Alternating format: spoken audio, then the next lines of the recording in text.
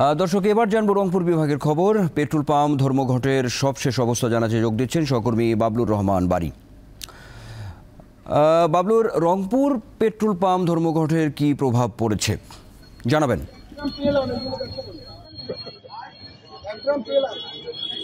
আনোয়ার, আমি যেমনটি বলেছেন যে আসলে গতকালকে নওগাঁয় যে ঘটনা ঘটছে, যে সড়ক ও জনপথের বিভাগে যে আকস্মিকভাবে অবৈধ অভিযান, সেই অভিযানের কেন্দ্র করে কিন্তু রংপুর, সারা বাংলাদেশের এই রংপুর এবং রাজশাহী বিভাগে যে পেট্রোল পাম্পের যে মালিক সমিতি এবং যারা ডিস্ট্রিবিউশন বা ডিলার অনার্স সমিতি, তারা কিন্তু আসলে এই পেট্রোল পাম্পের যে এই ঘটনাকে কেন্দ্র করে তারা কিন্তু আসলে ধর্মঘট ডেকেছেন। ধর্মঘট ডেকে আপনি দেখতে পাচ্ছেন রংপুর শাপলা পাম্পে সেখানে রয়েছে, সেখানে বিভিন্ন যারা তেল সংগ্রহ করতে আসছে, পেট্রোল সংগ্রহ করতে আসছে, তারা কিন্তু আসলে চরম ভোগান্তিতে শিকার হয়েছেন।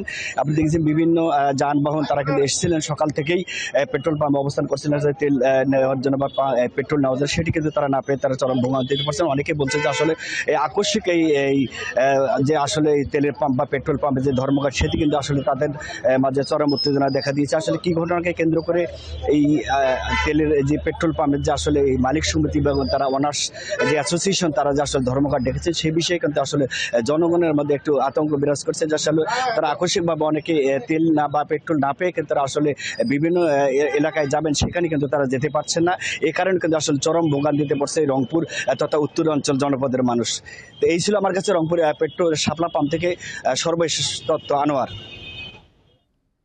ধন্যবাদ বাবলুর রহমান বারী। এই সহকর্মী যুক্ত ছিলেন রংপুর থেকে।